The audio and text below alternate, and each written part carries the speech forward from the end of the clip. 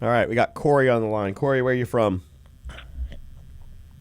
I'm from the once great state of Maryland, and no, thank you for taking my call. Well, I'm just happy you understand the situation in Maryland, because that's what a nightmare you guys have built Yeah, yourselves. I see it every day. Well, you have our sympathy. Texas welcomes you. Well, I don't think it's hopeless. I don't have any plans of leaving here. I still, as bad as it's gotten, I still love my state and my city. So, Where do you I mean, live? it's tough sometimes, but Baltimore. Baltimore. There's no T in Baltimore. Right. No, we replaced our T's with D's. Yes. Yeah, Bill Starr was from Maryland. Oh. He was from Harford County, if you know where that is. It's up north of you. Right. Half of Disgrace is I think that's the county seat. So what's going on? Well, my question was, so I'm sure you're familiar with the recent situation in Texas with all this the flooding going on. Oh yeah. And my question, so I wanted to know what you guys thought about the whole on social media, the response that you're seeing from people. It's this anti-white phenomenon of just I mean, you saw these it was the Camp Mystic was it was about 30 young girls, I think, lost their lives in this flooding, and it's just a really disgusting response from people online where I couldn't agree more. Just people celebrating the deaths of 10-year-old girls. Exactly. Of whatever and race it they really, are. God Almighty. It is a shameful embarrassment. I saw a pediatrician. I can't say it. Pediatrician. I saw Yes. she lost her job because she tweeted out something about that Woman in the blue dress. I don't know who. Wait, what are these people saying? Fuck that bitch. They're saying there's a lot of for lack of a better term, POC saying that white people deserve this. I've been seeing a lot of that, and then there's people that have been saying Trump voters deserve this, and because this is it goes downhill from there. And it's absolutely, this is a function of the media. 100%. One more example of the media destroying the fabric of fucking society. Now, 65 years ago, had a tragedy like this happened, and 28 little girls were swept away in a flood, what would have been the response to that? Universally. Everybody It would have been, upset. well, the poor little shits. I mean, God, let's get out and find them. Do what we can. Send their families help.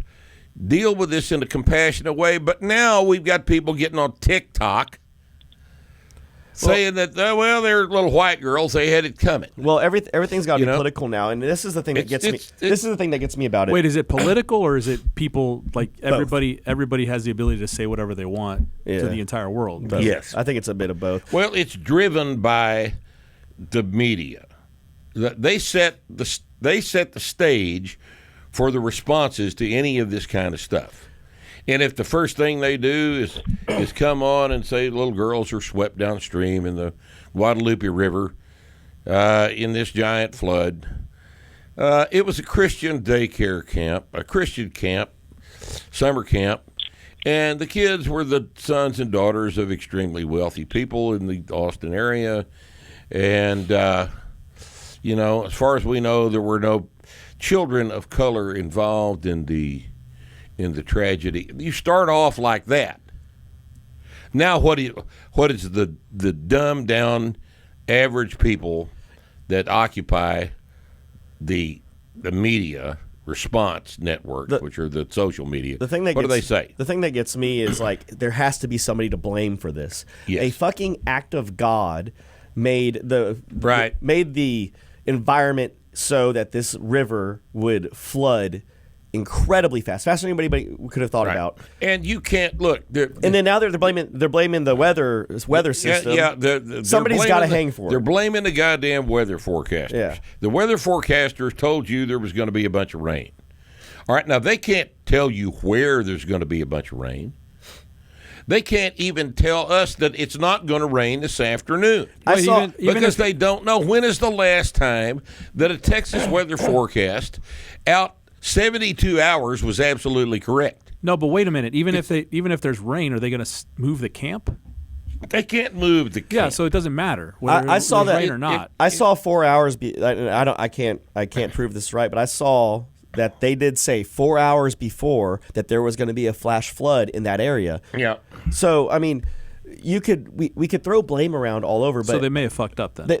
They may have. Well, 4 hours before they said. Well, you mean the camp may have fucked up? Yeah.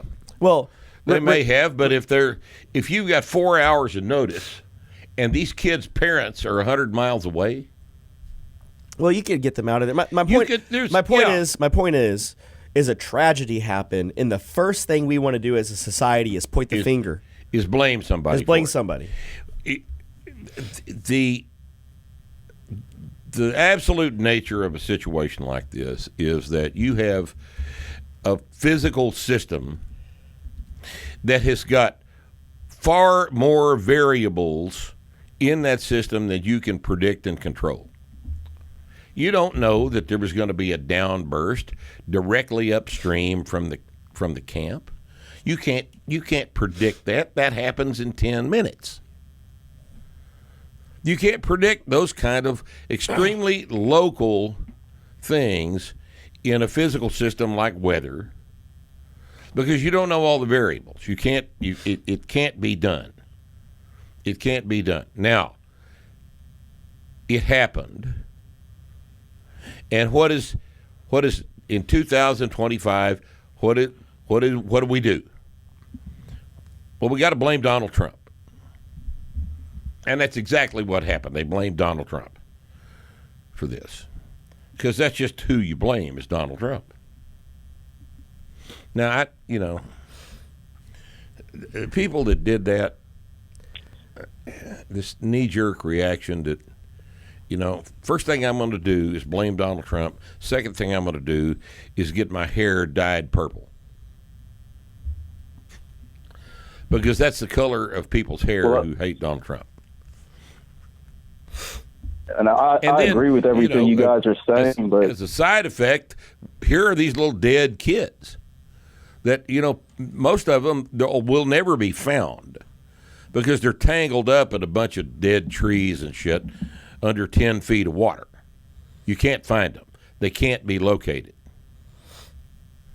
I mean, if you've seen those piles of debris, how are they going to clear that shit? I don't understand it. I don't know how you again. We're just a couple days away from it, and we're still trying to put blame on people instead of saying, "Wow, this is a tragedy." These poor young girls. That's right. That's right. That should have been the response. This is awful. What can we do to help their families? And me. That's what should have been done. Me and Stormy, we talked about this, and I'm a new parent, and sending your kid off to camp is already a huge leap of faith that they're going to be taken care of. That's right. And that everything's going to be fine, and you're going to get them back in 5-6 days, and it's going to be a fun experience for them. Right. And then all of a sudden, a tragedy like this happens.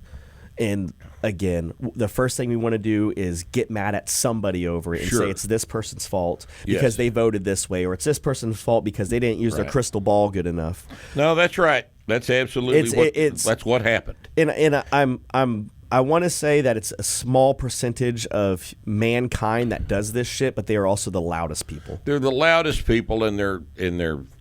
I mean, most people most of the people we all know would not, as a default reaction, blame another human being for a flood. Yeah. Shit happens. People die.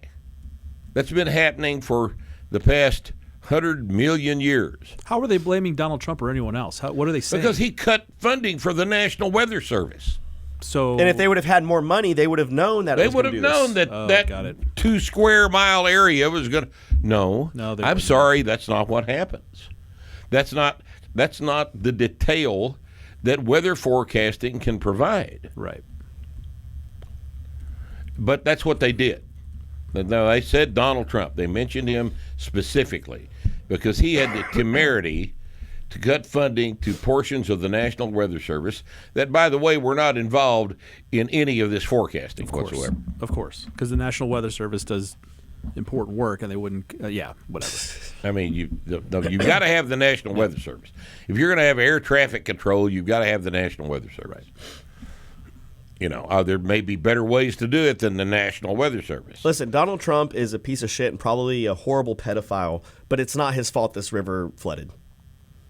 Oh, I don't know that I'd call him a pedophile. Oh, if he's signing off on that way. If he's signing off on this Epstein shit, he is 100% a fucking pedophile. Yeah, I haven't.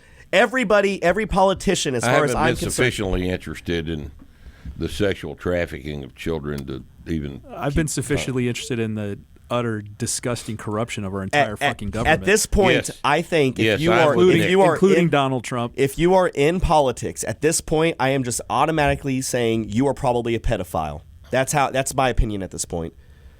If you're in politics, you are a pedophile. It's looking like Thomas Massey is the only guy who's not. And Thomas Massey and Rand Paul are the only guys who are not just fucking knee deep in this shit. Oh my God. Yeah. Oh shit. Well, anyways, Kash Patel, he's a pedophile. The thing, Dan Bongino's a pedophile. I think Dan Bongino will beat you up for saying that. Pam Bondi is a pedophile. Pam Bondi's a pedophile. They like their jobs is the problem. And they're pedophiles. They're fucking jobs. pedophiles. I don't give a shit. I spent a lot of time on social media. I haven't seen any of this shit. So, the other thing to remember is these things are designed to feed you things that are going to rile you up. Join us this Friday on Starting Strength Radio. We are going to do one of our exciting call-in Q&As. That's where you get on a phone, call us on the number provided, and you ask us your questions, and we make every attempt to answer them as seriously as we possibly can. Sometimes that's very difficult to do, but we're going to make an effort every single time to treat your questions with the seriousness that they deserve. Friday, call in Q&A. See you then.